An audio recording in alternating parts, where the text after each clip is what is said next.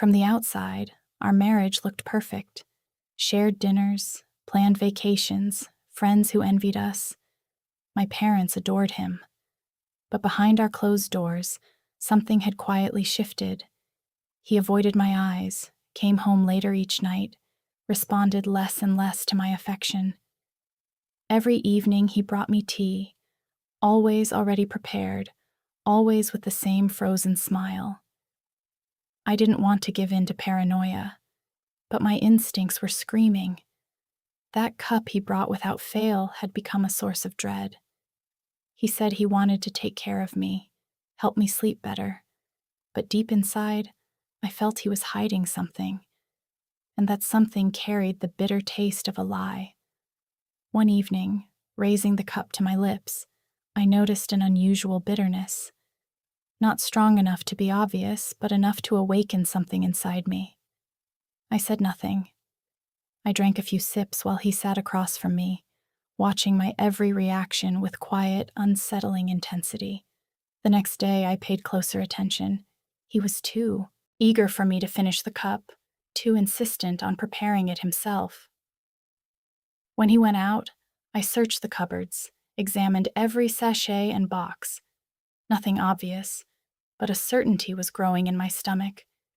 He was monitoring me far more than he was loving me. It was a Friday. I remember it as though it were yesterday. I came home early. He didn't know. Moving silently down the hallway, I stopped cold. He stood at the kitchen counter, opening a small white bottle, carefully pouring fine powder into my cup. His movements were calculated, quick, methodical. He pocketed the bottle, exhaled slowly, then walked toward the living room wearing a look of perfect calm. My heart hammered against my ribs. I walked in as though nothing had happened. He handed me the cup with his usual tender smile. I played my role like an actress in a drama I no longer controlled. As soon as he left the room, I poured the tea down the drain, hands trembling. I rinsed the cup, refilled it with plain warm water, then lay on the sofa and closed my eyes, simulating deep sleep, controlling every breath. I heard his footsteps approach, felt his breath on my face. He placed a blanket over me, then eventually left the house entirely. The silence that followed was thick and unnatural. I was in danger. That much I now knew with certainty. Later that night, the lock turned slowly. Two voices murmured in the hallway, his and another.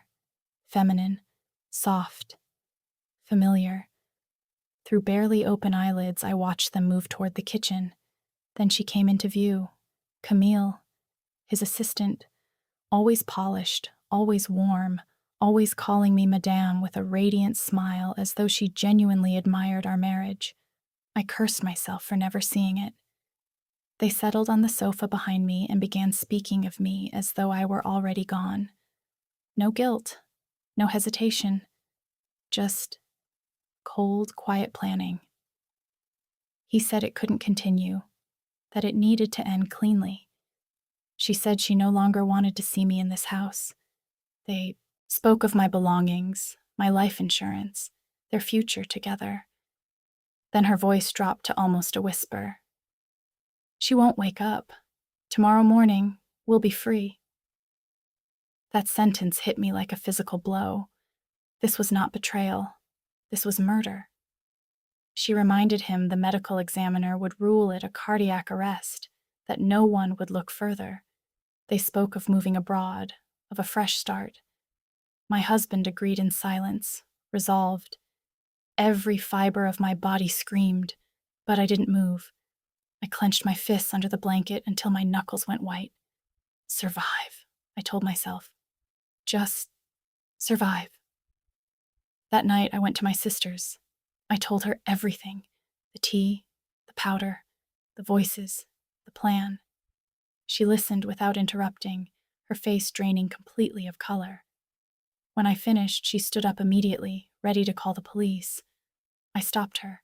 I had no proof, no recording, nothing tangible.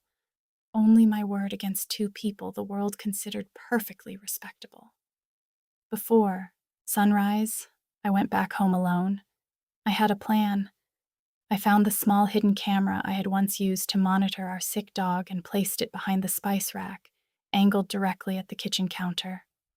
Tiny, invisible. When he arrived that morning, he embraced me warmly, said I looked tired, and immediately offered tea. He went to the kitchen without a second glance.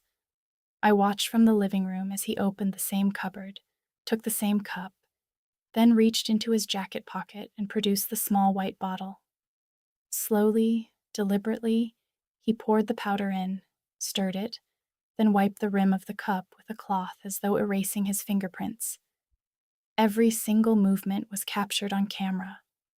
When he brought me the cup, I thanked him, took one small sip, then set it down with a quiet smile. He watched me, waiting for the drug to take hold. I performed exhaustion perfectly, then pretended to drift towards sleep. This time, I held all the cards. Days later, he suggested a weekend.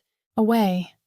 A mountain chalet, no phones, just the two of us reconnecting. He handed me tea as he said it.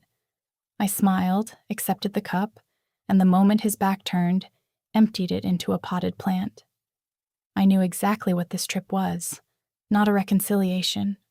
A final act.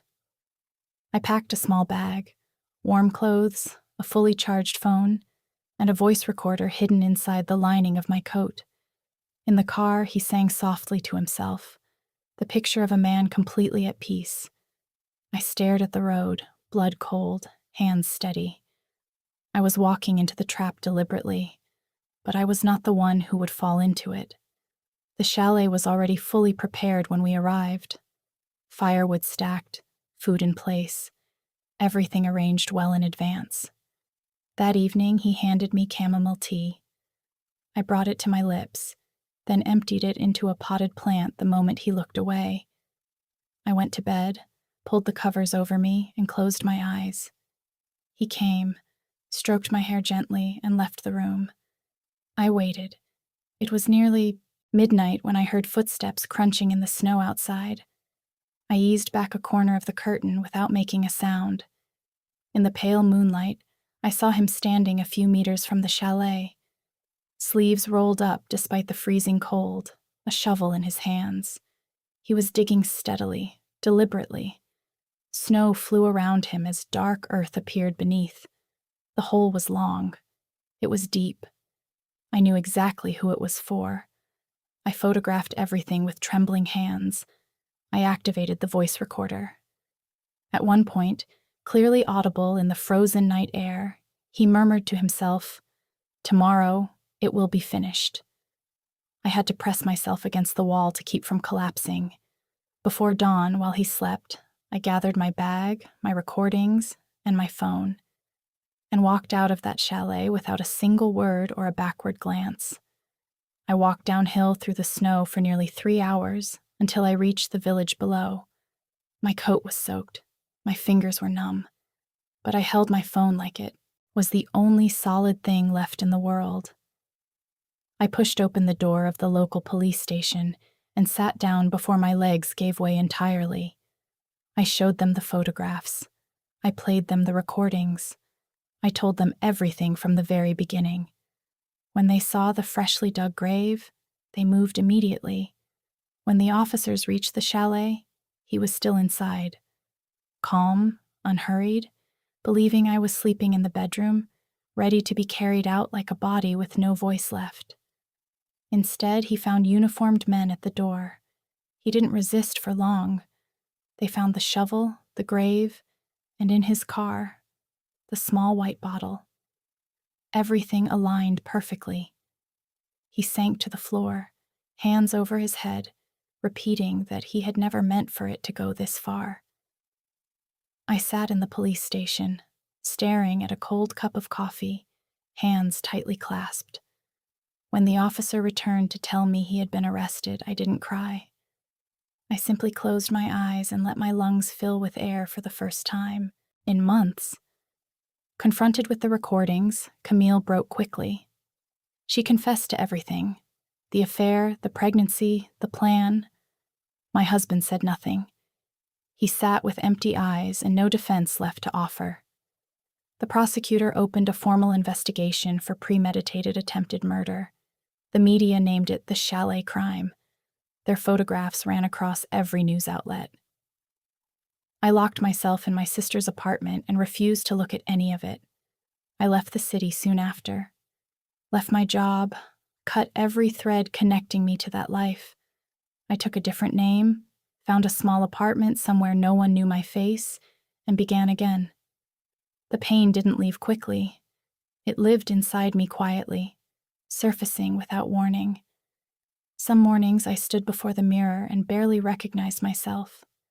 But slowly, through solitude, through long walks, through the silence of early mornings, I began to reassemble the pieces.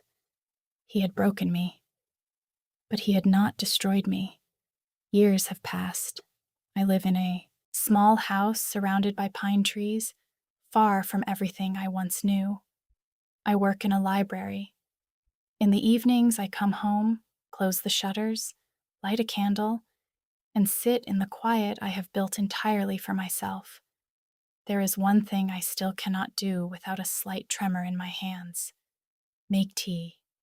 Every time the water begins to boil and the steam rises, my hands tighten just slightly. The image returns, precise and sharp, of that cup, of his careful movements, of the powder falling in a thin stream into something meant to kill me. But I drink it now, slowly, in my own kitchen, in my own silence. Love almost killed me, but it also revealed me. I am no longer the soft, trusting woman I once was. I am the woman who looked death directly in the face and walked away. The tea is sometimes bitter, but it no longer frightens me, because now I know exactly who I am. Would you have acted sooner, or stayed silent like she did?